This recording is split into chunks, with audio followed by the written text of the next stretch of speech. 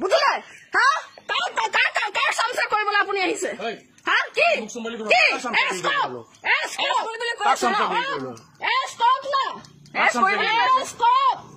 কৰিবলৈ দিছো আহি হুলস্থুল কৰিছো ন কৰিবলৈ কৈছো কৰি আছো মোৰ মুখখন দেখক ভালকে কৰি আছো চাবলৈ ৰেডি আছো আপোনালোকে অল অসমে চাই আছে প্ৰদীপ হাজৰিকাৰ যে অৰ্ডাৰত যে মোৰ বাপেৰৰ মাটিৰ পৰা আমাক খেদিবলৈ আহিছে অল আছামে চাই আছে হয় আপোনালোকে কাৰ অৰ্ডাৰত অহা মানুহ জানো মানুহ মৰি গেলি যায় আপোনালোকৰ আহিবলৈ টাইম নাথাকে আৰু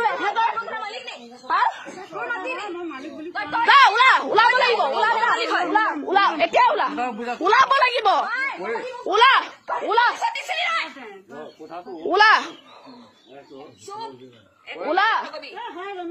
ওলাব লাগিব ইয়াৰ পৰা কোনে ৰখাই তহঁতক চাম তহঁতৰ মালিককো মাত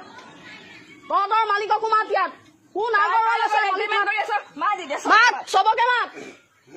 এইখন হুলস্থুল নহওক বুলি তহঁতক আহি ভালকে কৈছিলো এতিয়া ইয়াত কি হব পৰিৱেশ আপোনালোকে চাওক মোৰ দেউতা মৰি যোৱা 35-37 বছৰ হল গম পাইছে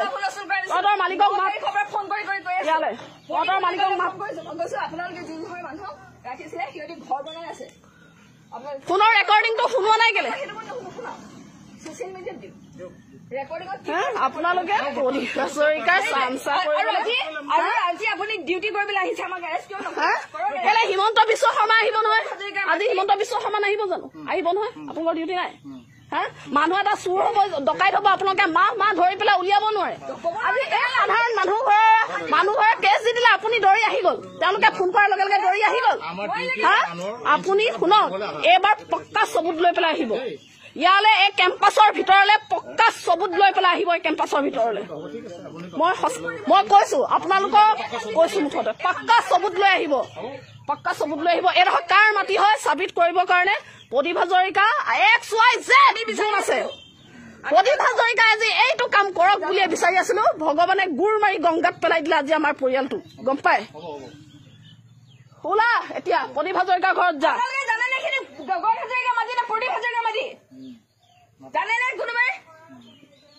মদন ক'ত গ'ল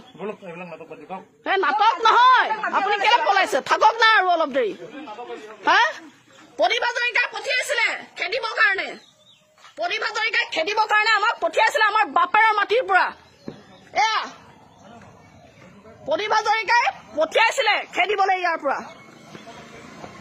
প্ৰদীপ হাজৰিকাই খেদিবলৈ পঠিয়াইছিলে আমাক